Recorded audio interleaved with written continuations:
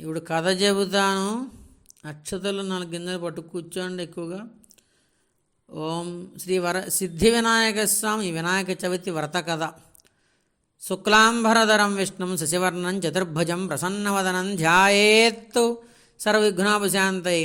శ్రీమద్ అఖిలాండ కోటి బ్రహ్మాండ నాయకుండైన భగవంతుని సృష్టి విశేషముకు భారతదేశములో చాలా కాలం పూర్వం చంద్రవంశానికి చెందిన ధర్మరాజనే రాజు జ్ఞతుల వలన సిరి సంపదలన్నీ పోగొట్టుకొని భార్యతోనూ 4 తమ్ములతోనూ కలిసి వనవాసం చేయుచు ఒకనాడు నైమిశరణ్యమునకు వెళ్ళాడు. అక్కడ సౌనకాది ఋషి ప్రముఖులకు అనేక పురాణ రహస్యాలను బోధించుతున్న సూతమహాముని దర్శించి నమస్కరించి, అయ్యా, మేము మా దయలచే దగా చేయబడి ధనకనక వస్తువాహన రాజ్యాధికారులన్నీ పోగొట్టుకుని ఉన్నాము. ఈ కష్టాలన్నీ గడిచి మళ్ళా మా రాజ్యవైభవాలు మాకు లభించటకు గాను ఏదైనా సులభమైన వ్రతాన్ని ఉపదేశించండి అని ప్రార్థించగా, సూతురతనికి వినాయక వ్రతం చెయ్యి నాయన అని ఆదేశించేలా చెప్పసాగాడు.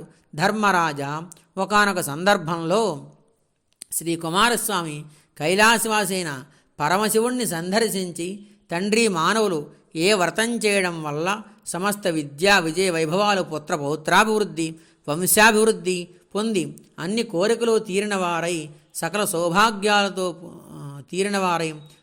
సుఖ సౌభాగ్యాలు పొందుతారు, అటువంటి వ్రతాన్ని చెప్పవలసింది అని కోరారు.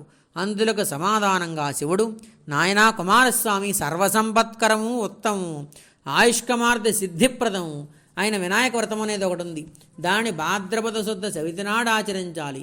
ఆ రోజు ప్రాతకాలమే పొద్దుటే లేచి స్నానం చేసి శుచిర్భూతుడై నిత్య కర్మలో నెరవేర్చుకుని తమ శక్తి మేరకు బంగారంతో కానీ, వెండితో కానీ, కనీసం మట్టితో కానీ విఘ్నేశ్వరుడు బొమ్మను చేసి తమ ఇంటికి ఈశాన్య దిక్కులో ఒడ్లు కానీ, బియ్యం కానీ పోసి మండపాన్ని ఏర్పరిచి అష్టదళ పద్మాన్ని ఏర్పరిచి గణేశ్వర ప్రతిమను ప్రతిష్ఠించి శ్వేత గంధ పత్ర పుష్పాదులచే పూజించి ధూపదీపమునిచ్చి వెలగా నేరేడు చెరకు మొదలగు ఫలమున 21 ప్రకారం నైవేద్యం పెట్టి నృత్య గీత వాద్య పటముల చేత పూజ ముగించి యథాశక్తి వేద విధులైన విప్రులకు, బ్రాహ్మణులకు దక్షిణతాంబూలమిచ్చి బంధుజనంతో కలిసి నూనె ఉపయోగించకుండా నేతితో చేసిన పిండి వంటలను భోజనం చేయాలి.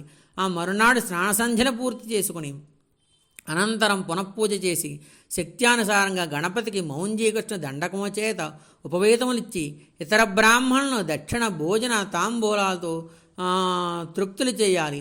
ఈ విధంగా ఎవరైతే ఈ వినాయక వ్రతాన్ని చేస్తారో వాళ్ళకి గణపతి ప్రసాదం వల్ల సకల కార్యాలు సిద్ధిస్తాయి.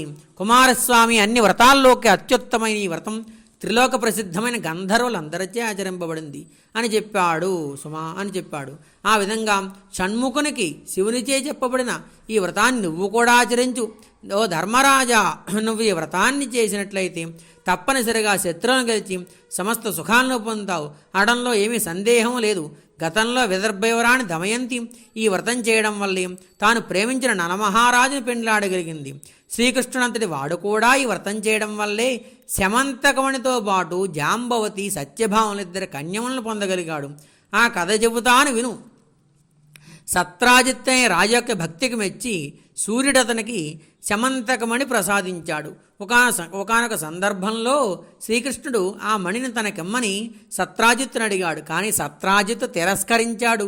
తదుపరి కాలంలో సత్రాజిత్తు తమ్ముడైన ప్రసేజిత్ అనేవాడు ఆ మణిపొదిగిన హారాన్ని తాను ధరించి అడవిలోకి వేటకు వెళ్ళాడు.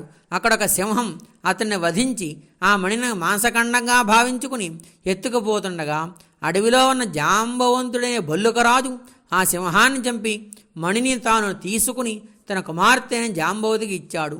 శమంతకమణి మీద ఆశ కలిగి ఉన్న శ్రీకృష్ణుడే తన తమ్ముణ్ణి చంపి దాన్ని దొంగిలించి ఉంటాడని సత్రాజిత్తు పుకారు లేవదీశాడు. ప్రజలంతా ఇది నమ్మసాగారు. ఆ వార్త విని బాధపడిన బలరాముణ్ణి ఓదారుస్తూ కృష్ణుడు, అన్నయ్య బాధపడకు, వినాయక చవితి నాడు పాలపాత్రలో చంద్రుడి ప్రతిబింబం చూడడం వల్లే నాకు అపవాది కలిగిందని చెప్పాడు. చవితి చంద్రుడికి అపవాదికి సంబంధం ఏమిటని అడగగా అప్పుడు బలరాముడు కృష్ణుడు బలరాముడితో కృష్ణుడిలా చెప్పసాగాడు. శ్రీ వినాయక జన్మదినన్నాడు ఒకానొక భాద్రపద శుద్ధ చవితి నాడు కైలాస పర్వతంలో కుజ్జరూపధరుడై విఘ్నేశ్వరుడు ఆనందతాండవం చేస్తూ ఉండగా అక్కడే మన చంద్రుడు చూసి అపహాస్యం చేశాడు, అంటే వెక్కిరించాడు. అందుకు కోపించాడు వినాయకుడు. కోపించాడు. ఓరి చవితి చంద్రుడా, ఈ రోజు నుంచి నిన్ను చూసిన వాళ్ళందరూ నీలాపు నిందలైపోయిదురుగాక అని శపించాడు. అనంతరం దేవతలు చంద్రుడు కలిసి ప్రార్థించిన మీదట భాద్రపద శుద్ధ చవితి నాడు నా జన్మదినన్నాడు శివుడు కుమారస్వామికి చెప్పిన విధంగా నన్ను పూజించి కథ చెప్పుకుని అక్షతలు ధరించిన వారు త్వరలోని అపవాదం నుండి బయటపడి అన్ని విధాల సుఖ సంపత్ సౌభాగ్యాలు పొందుతారని వరమిచ్చాడు వినాయకుడు. వరమిచ్చాడు. ఆ సంగతి తెలిసి కూడా నేను గత వినాయక చవితి నాడు ఆయన పూజించకుండానే ఆ రాత్రి పాలకొండలో చంద్రుడి ప్రతిబింబం చూడడం జరిగింది. అందుకే అపనిందపడ్డాను అని చెప్పాడు. అది విని బలరాముడు తక్షణమే కృష్ణుడి చేత ప్రాయశ్చిత్త సహితంగా వినాయకుడు వ్రతం చేయించాడు. అలా వ్రతం చేసుకుని కథ చెప్పుకొని అక్షతలు ధరించి కృష్ణుడు తన అపనిందను మాపుకునేందుకు గాను బయలుదేరాడు. ఆ విధంగా కృష్ణుడు సరాసరి ప్రసేజిత్తు వెళ్ళిన అడవికి వెళ్ళి అక్కడ తన మృత కళేభరాన్ని దాని వెంటనే సింహపు అడుగు జాడల్ని చూచి వాటి వెనకే వెళ్ళి జాంబవంతుడి జాడలు తెలుసుకుని అతని గుహలోనికి ప్రవేశించాడు. జాంబవంతుడి కూతురు జాంబవతి, ఆమె యొక్క క్రీడాడోలకి కేళీకందిగా కట్టి ఉంది శమంతకమణి. దాన్ని తీసుకుపోయాడు. కృష్ణుడిని జాంబవంతుడు నిరోధించాడు. ఇద్దరికీ యుద్ధం జరిగింది. జాంబవంతుడు ఓడిపోయాడు. శమంతకమణితో పాటు తన కుమార్తె జాంబవతిని కూడా కృష్ణుడికే సమర్పించుకున్నాడు.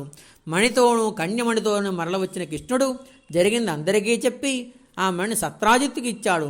కృష్ణుడిని అనుమానించినందుకు నిందించినందుకు సిగ్గుపడ్డ సత్రాజిత్తు తన కుమార్తె సత్యభామను కూడా కృష్ణుడికే ఇచ్చి వివాహం జరిపించాడు. ధర్మరాజా, వృత్తాసురేణ్ణి చంపేందుకు ఇంద్రుడు గంగను భూమి మీదకు తెచ్చేటప్పుడు భగీరథుడు క్షీరసాగరమదనమప్పుడు దేవదానవులు సీతాన్వేషంలో శ్రీరాముడు కుష్ఠువ్యాధి నివారణకు సాంబుడు కూడా ఈ వినాయక వ్రతం చేసి విజయాయురారోగ్యాలు పొందారు.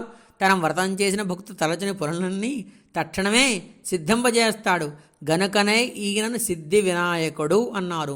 విద్యార్థులకు విద్యని, జయార్థులకు జయాన్ని, ధనార్థులకు ధనాన్ని, పుత్రార్థులకు పుత్రుల్ని ప్రసాదిస్తుంది ఈ వ్రతం. వితంతువ చేస్తే మరే జన్మలో వైధవ్యాన్ని పొందరు. కాబట్టి ధర్మరాజా, నువ్వు ఈ వ్రతం చేసి శత్రువులను గెలిచి మళ్ళా రాజ్యాన్ని